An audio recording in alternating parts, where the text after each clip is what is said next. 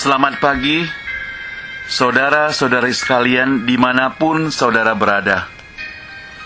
Kami dari Lentera Kehidupan Literatur mengucapkan selamat bertemu kembali dengan saudara sekalian. Pendeta Somiman Saud akan menyampaikan firman Tuhan melalui video klip ini yang dikonvert ke dalam YouTube. Kiranya firman Tuhan yang disampaikan boleh menjadi berkat bagi saudara sekalian. Nah saudara, jikalau firman Tuhan yang disampaikan menjadi berkat bagi saudara sekalian, beritahukanlah kepada teman-teman yang lain. Kalau saudara hendak menghubungi Pendeta Somiman Saud, saudara bisa kirim email kepada beliau dengan email saumiman@gmail.com saumiman@gmail.com. Kiranya Tuhan memberkati saudara melalui firman Tuhan yang sebentar akan saudara dengarkan ini. Terima kasih. Puji Tuhan. Puji Tuhan.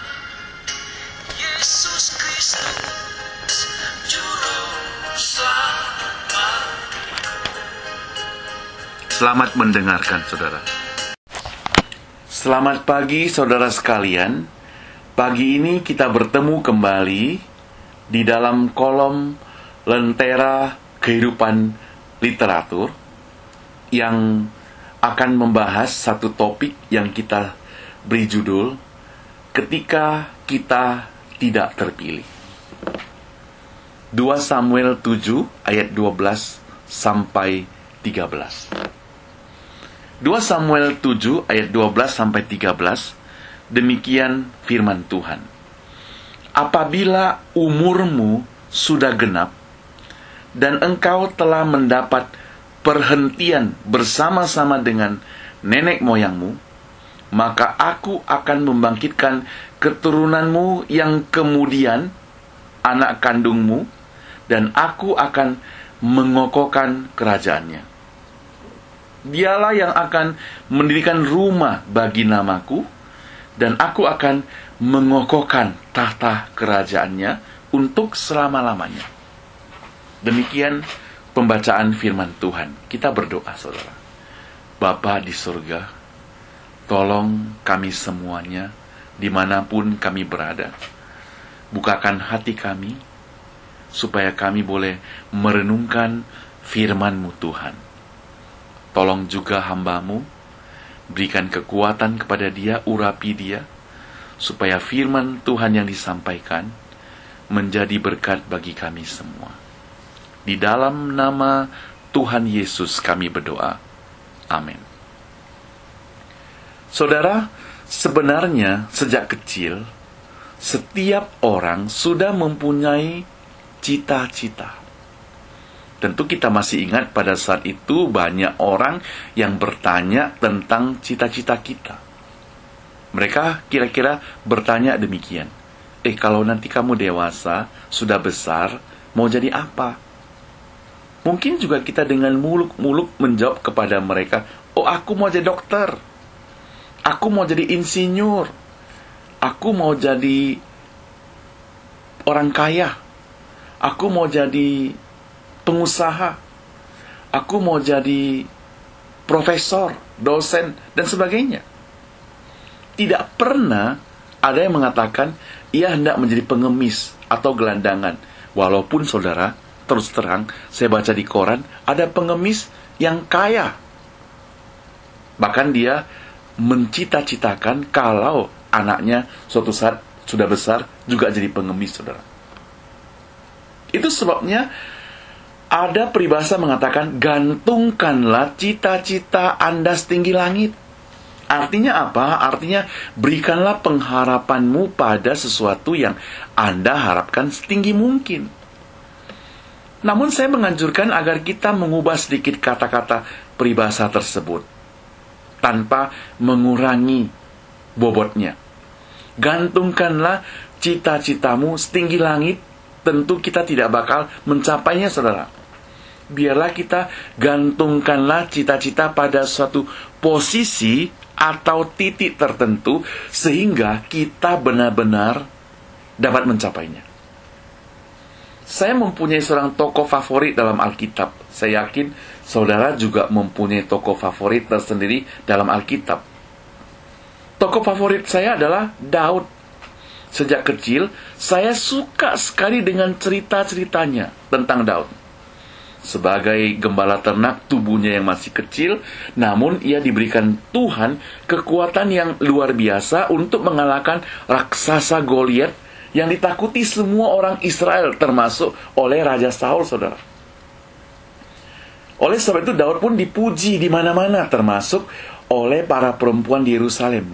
Mereka memujinya. Mereka bernyanyi, mengatakan, Saul mengalahkan beribu-ribu orang, tetapi Daud mengalahkan berlaksa-laksa.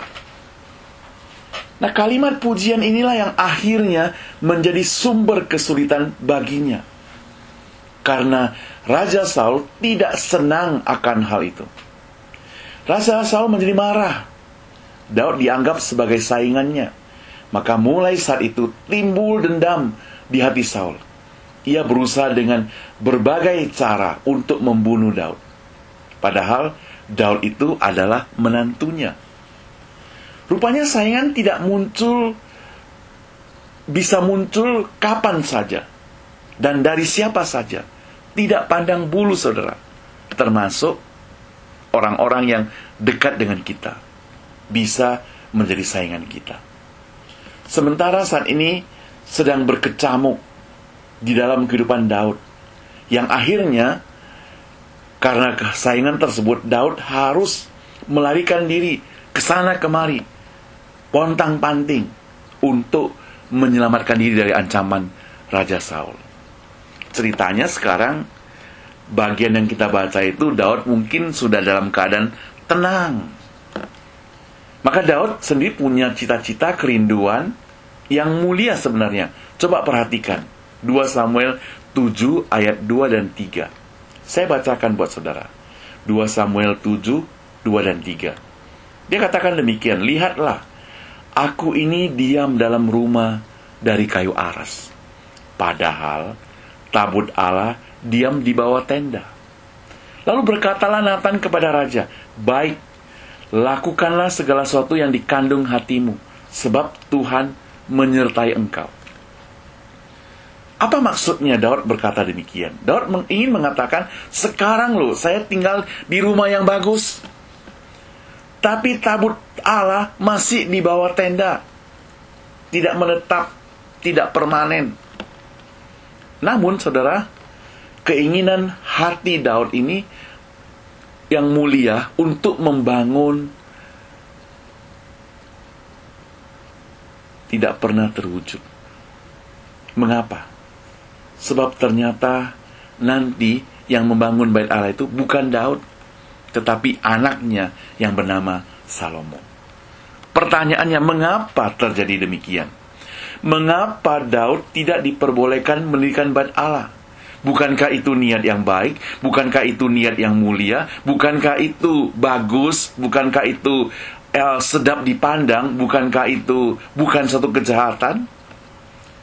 Saya mengajak kita mempelajarinya. Ada 3 konsep pengajaran Tuhan tentang kehidupan daripada Daud yang sebenarnya berlawanan dengan pikiran manusia. Tuhan ingin mengajarkan Daud hal yang berbeda. Yang pertama, rencana mulia Daud tidak direstui Tuhan. Coba kita perhatikan 2 Samuel 7 ayat 1. Bunyinya demikian, ketika raja telah menetap di rumahnya dan Tuhan telah mengaruniakan keamanan kepadanya terhadap musuhnya di sekeliling. Maka ayat 2 yang tadi kita baca, berkatalah raja kepada Nathan, lihat, aku diam dalam rumah dari kayu aras, padahal tabut Allah diam di bawah tenda. Kita lihat di sini, Daud sedang berada dalam kondisi yang aman dalam keadaan yang damai, dan ia seakan-akan menuliskan sebuah kata shalom buat keadaannya. Semua dalam keadaan damai sejahtera, jiwanya tenang, dan mungkin dia sedang bersuka cita menikmati waktu-waktu santainya. Nah, seperti yang kita ketahui, Daud jarang menikmati keadaan seperti ini. Pertempuran yang berlarut-larut dengan orang-orang Filistin, selesai sejenak muncul lagi, dan semua tenaga boleh dipakai untuk berperang, namun saat ini dia bisa istirahat dengan santai sejenak. Tidak ada raksasa Goliat lagi, tidak ada yang menyerbu untuk sementara waktu, dan pada waktu itulah Daud merenung akan berkat-berkat Tuhan yang pernah dialaminya. Nah, perenungan akan Daud adalah saat ia hidup dengan damai di rumah yang indah yang terbuat dari kayu aras. Lalu ia mulai membicarakan impian dan keinginan hatinya kepada Nabi Nathan. Nabi Nathan juga memberikan dorongan semangat yang positif kepadanya, sehingga membuat Daud lebih bersemangat lagi. Nathan berkata, baiklah, lakukanlah segala sesuatu yang dikandung hatimu, sebab Tuhan menyertai engkau. Maksudnya, Tuhan akan menyertai Daud kalau ingin membangun bait Allah. Siapa Nathan? Ia adalah seorang nabi kepercayaan Daud. Sebenarnya ia yang kemudian hari menuding Raja Daud juga yang karena masalah berzina. Nah, pada saat seperti ini, Nabi sebagai seorang sahabat yang baik memberikan nasihat. Namun lihat respon Allah terhadap rencana Daud. Tetapi malam itu juga datanglah firman Tuhan kepada Nathan. Demikian. Pergilah, katakanlah kepada hambaku Daud, beginilah firman Tuhan, masakan yang memberikan rumah bagiku untuk kudiami? Baca Tawarik 1 Tawarik 17, 3 dan 4, saudara. Nah, sungguh suatu jawaban pergumulan yang harus disampaikan kepada raja, padahal sebelumnya Nathan baru saja mengatakan, Tuhan menyertai engkau. Tuhan menyertai engkau, Daud, lanjutkanlah dan buatlah rencanamu. Kemudian hanya berselang beberapa saat saja, Nathan mendengar suara Tuhan yang berkata, tidak bisa. Tugas ini bukan tugas Daud. Ia hanya ditugaskan sebagai raja. Ternyata, saudara, rencana baik bagi manusia belum tentu rencana Tuhan. Bagi Daud, ia merasa bersalah kalau rumahnya yang lebih bagus ketimbang rumah Tuhan. Karena tabut perjanjian pada waktu itu hanya diletakkan di bawah tenda. Namun Tuhan tegaskan, tidak, tugasmu bukan membangun bait Allah. Tugasmu, Daud, adalah membangun umat Israel. Coba lihat di dalam 2 Samuel 7 ayat 8 dan 9. Saya bacakan buat saudara. Oleh sebab itu, beginilah kukatakan kepada hambaku Daud, beginilah firman Tuhan semesta alam.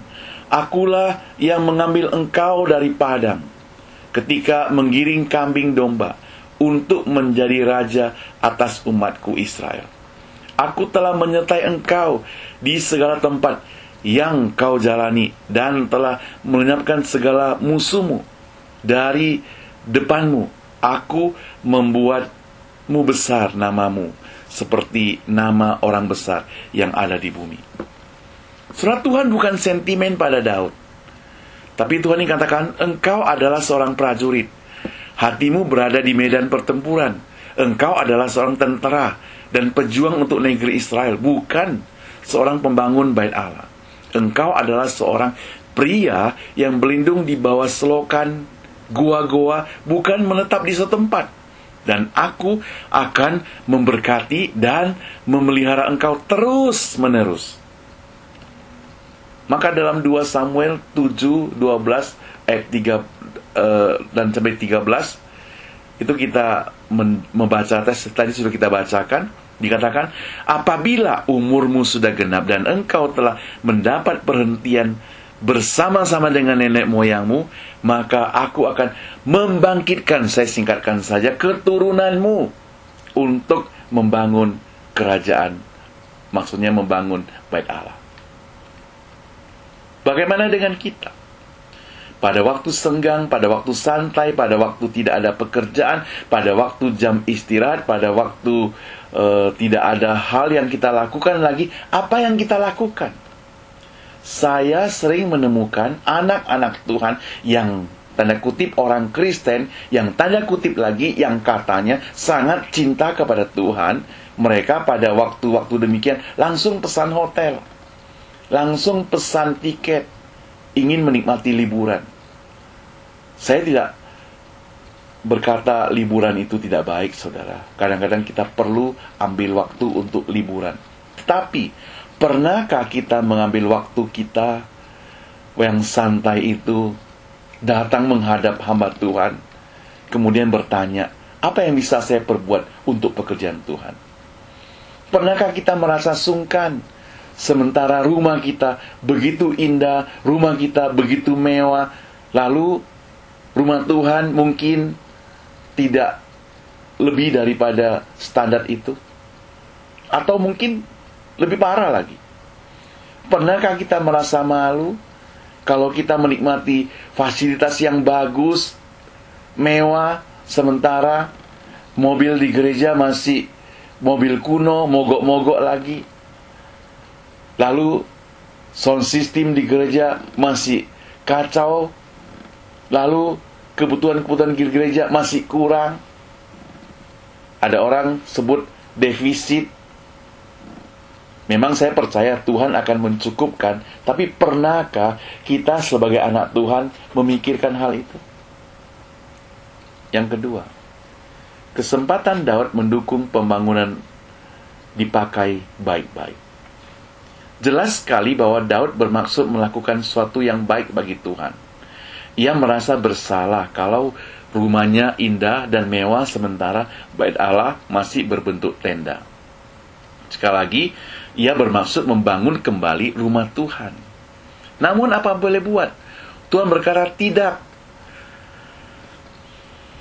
Tuhan bukan menggagalkan rencana Daud, saudara. Ia hanya mengalihkan rencana yang mulia ini dengan menyerahkan kepada keturunannya. Apakah Daud bersalah merencanakan pembangunan bait Allah? Masalahnya bukan terletak pada salah atau tidak, tapi terletak pada misterinya kehendak Allah. Manusia selalu memakai logika untuk menjalani kehidupan ini. Dan pada saat yang sama juga, kita menghendaki logika Allah itu sama dengan logika kita. Manusia saking egoisnya kadang-kala seakan-akan ingin membuat rencana Allah menjadi rencananya. Padahal jelas sekali yang berkuasa itu adalah Allah. 2 Tawarik 6 ayat 9. Daud, ayahku ingin membangun rumah tempat kediaman nama Tuhan, Allah Israel. Tapi Tuhan berfirman kepadanya, maksudmu untuk membangun rumah tempat kediamanku memang baik. Namun, bukan engkau yang akan membangunnya, melainkan anak yang akan lahir bagimu kelak. Nah, saudara, akhir dari ayat 8 sangat berarti sekali. Karena Allah berkata kepada Daud, maksudmu itu memanglah baik. Bukan melihat hasrat untuk membangun bait Allah sebagai suatu kesalahan. Tapi Allah berkata kepadanya, aku menghargai karena pemikiranmu itu. Aku menghargai karena engkau memiliki hati yang peka kepadaku. Maksudmu sesungguhnya memang baik. Tapi rencanaku untuk masalah pembangunan bukan masalah engkau, Daud, tetapi masalah anakmu. Sekarang kita lihat respon Daud. 2 Samuel 7 ayat 18. Lalu masuklah Raja Daud ke dalam, kemudian duduklah di hadapan Tuhan. Lihat, ia duduk ketika Allah berkata tidak kepadanya. Kata yang dipakai oleh Alkitab menunjukkan Daud itu duduk seperti anak kecil. Ia mulai menunjukkan pertanyaan-pertanyaan syukuran kepada Tuhan. 2 Samuel 7, 18-20. Saya bacakan buat saudara. 2 2 Samuel 7, 18-20. Lalu masuklah Raja Daud ke dalam. Kemudian duduklah ia di hadapan Tuhan sambil berkata, "Siapakah aku ini, ya Tuhan Allah? Dan siapakah keluargaku sehingga Engkau membawa aku sampai demikian ini? Dan hal ini masih kurang di matamu, ya Tuhan Allah. Sebab itu Engkau telah berfirman juga tentang keluarga hamba-Mu ini dalam masa yang masih jauh, dan telah memperlihatkan kepadaku serentetan manusia yang akan datang, ya Tuhan Allah. Apakah yang dapat dikatakan Daud kepadamu lebih lagi daripada itu? Bukankah Engkau yang mengenal hamba-Mu ini, ya Tuhan Allah?" Nah, pada keadaannya demikian, Daud masih selalu memuji Allah. Padahal, saudara, secara manusia saat itu adalah waktu yang sangat-sangat mengecewakan. Tetapi Daud tidak protes kepada Tuhan, sebab Daud tahu rancangan yang terbaik adalah rancangan Tuhan. Demikian kita dapat melihat bagaimana Daud itu memuji Tuhan. Saudara, kalau baca lagi 2 Samuel 7, 22. "Sebab Engkau besar, ya Tuhan Allah. Sebab tidak ada yang sama seperti Engkau, dan tidak ada Allah selain Engkau menurut segala yang kami tangkap dengan telinga kami. Dan sekarang, ya Tuhan Allah," ayat 25, "tepatilah untuk selama-lamanya janji yang Kau ucapkan mengenai hamba-Mu ini dan mengenai keluarganya, dan lakukanlah seperti yang Kau janjikan."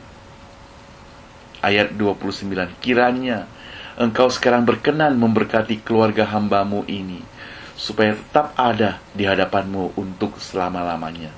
Sebab, ya Tuhan Allah, Engkau sendirilah yang berfirman, dan oleh karena berkat-Mu, keluarga hamba-Mu ini diberkati untuk selama-lamanya."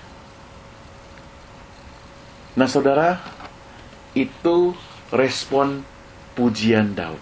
Dia pakai kesempatan itu baik-baik.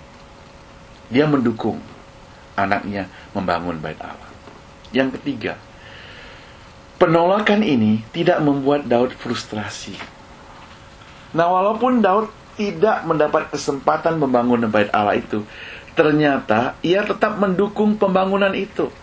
1 Tawarik 22 ayat 1 mencatat, "Lalu berkatalah Daud, disinilah rumah Tuhan Allah kita, dan disinilah mezbah untuk korban bakaran orang Israel." Daud menyuruh mengumpulkan orang-orang asing yang ada di negeri orang Israel. Lalu tempatkannya tukang-tukang untuk memahat batu-batu pahat yang akan dipakai untuk mendirikan rumah Allah. Selanjutnya, saudara, Daud menyediakan sangat banyak besi untuk paku-paku bagi daun-daun pintu gerbang dan bagi tupai-tupai. Juga sangat banyak tembaga yang tidak tertimbang beratnya, dan kayu aras yang tidak terbilang banyaknya. Sebab orang Sidon dan orang Tirus membawa sangat banyak kayu aras bagi Daud. Karena pikir Daud, "Salomo anakku masih muda, kurang pengalaman, dan rumah yang harus didirikan bagi Tuhan haruslah luar biasa besarnya, sehingga menjadi kenamaan dan termasyur di segala negeri. Sebab itu, baiklah aku mengadakan persediaan baginya." Lalu Daud membuat sangat banyak persediaan sebelum ia mati. Nah, ini saudara, Daud mendukung full, penuh untuk anak-anaknya. Maksudnya untuk anaknya membangun bait Allah. Terlalu sering kita menemukan di gereja orang-orang ngambek ketika usul, rencananya, gagasannya tidak tercapai. Apalagi ia tidak terpilih di dalam suatu jabatan, posisi atau kepanitiaan tertentu. Hal ini merupakan respon yang salah. Kecuali memang disinyalir ada tekanan dari orang-orang tertentu yang sentimen. Ada, saudara, kadang ada itu karena masalah tidak senang, masalah iri, masalah cemburu. Orang-orang yang mengaku rohani juga bisa berbuat hal-hal yang di luar rohani, saudara. Tidak heran. Maka kalau itu saudara sakit hati, sebenarnya saya tidak menyarankan saudara sakit hati. Saya hanya katakan ampunilah mereka, seperti Tuhan Yesus lakukan. Nah, saudara, sebagai anak Tuhan, kita tidak berhak membalas kejahatan dengan kejahatan. Namun sebaliknya kita harus membalasnya dengan kebaikan. Terlihat sekali betapa sulitnya menjadi anak-anak Tuhan, bukan? Saya mengutip sebuah puisi yang cukup menarik. Saya bacakan buat saudara. Puisi berbunyi demikian. Satu persatu diambilnya daripadaku semua perkara yang paling kuhargai, sampai tanganku menjadi hampa. Setiap mainan yang berkilauan sudah hilang dari tanganku. Dan aku berjalan di jalan-jalan raya bumi, berduka sedih tersendiri. Dalam pakaian compang-camping dan kemiskinanku, sampai aku mendengar suaranya, mengundang aku dan berkata, angkatlah tangan-tangan yang hampa itu kepadaku. Maka aku akan mengangkat tanganku ke surga, dan ia mengisinya dari tempat penyimpanannya, dari kekayaannya sendiri yang luar biasa dan dahsyat, sampai tanganku tidak mampu menampung lagi. Dan pada akhirnya aku mengerti, dengan pikiranku yang bodoh dan tumpul itu, bahwa Allah tidak dapat menuangkan kekayaannya ke dalam tangan-tangan yang sudah penuh. Itu sebabnya kalau kita mau menerima berkat Tuhan yang lebih, kita perlu salurkan berkat itu kepada orang lain terlebih dahulu. Kenapa, saudara, saya katakan demikian? Karena kalau kita sudah memiliki berkat, sudah penuh, Tuhan tidak lagi dapat menuangkan berkat dalam kehidupan kita. Saudara, Daud menjalankan semuanya ini. Waktu dia tidak terpilih, dia tidak marah, dia tidak emosi, tapi dia justru memuji Tuhan. Karena dia tahu rencana Tuhan buat dia, rencana Tuhan buat anaknya. Itu Daud. Bagaimana dengan kita? Apa rencana Tuhan bagi engkau? Apa rencana Tuhan bagi engkau?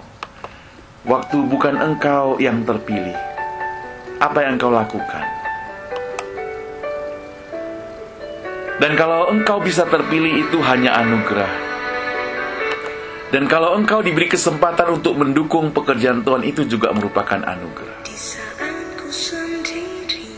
Bahkan seringkali kita mendengar ada orang yang ingin mendukung pekerjaan Tuhan, tapi kesempatan juga tidak ada padanya. Daud punya segala-galanya, tapi dia tidak beri kesempatan untuk itu. Kalau saudara hari ini punya kesempatan untuk mengerjakan hal-hal yang baik untuk Tuhan, kerjakanlah, lakukanlah, dukunglah pekerjaan Tuhan itu. Jangan sampai saudara pingin mendukung, tapi kesempatan tidak ada.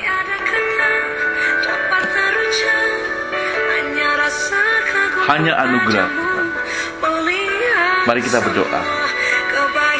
Bapa di surga, terima kasih kebaikan-Mu di dalam hidup kami. Ketika kami diberi kesempatan untuk mengerjakan sesuatu untuk-Mu, Tuhan pakai kami untuk mengerjakan dengan sebaik-baiknya. Dalam nama Tuhan Yesus, Tuhan kami berdoa. Amin.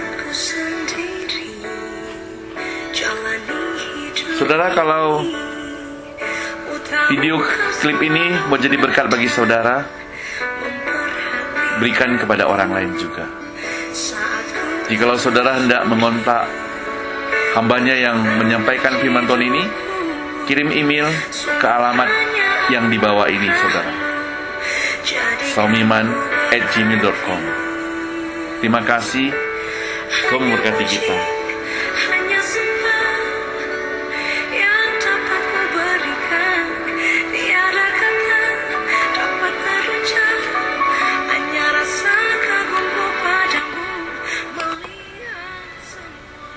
Kebaikan Terima kasih. Tuhan memberkati kita sekalian.